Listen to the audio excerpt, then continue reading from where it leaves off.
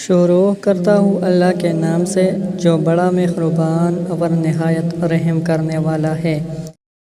دا حضرت ابو هريره رضی الله عنه نه روایت ده فرمایي چې پیغمبر علیه الصلاۃ والسلام او فرمایل چې اوه کسان داسې دي چې الله جل شانه به ورته په هغه ورځ د خپل سوري لاندې ځای ورکړي په کومه ورځ چې به صرف یو د الله جل شانه د عرش سوري وي.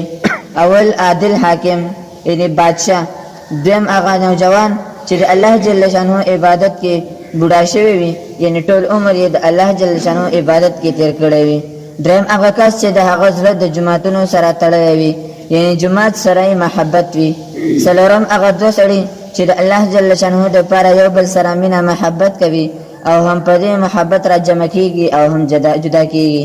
پنځم هغه سړی چې د اوچت خاندان ښایسته شریفه زنانه ورته د زنا دعوت ورکړي او دی ورته وایي چې زه یریږم یعنی په زنا باندې قادر هم وي خو بیا هم ورته ووایي چې زه د الله جل شانه نه یریږم.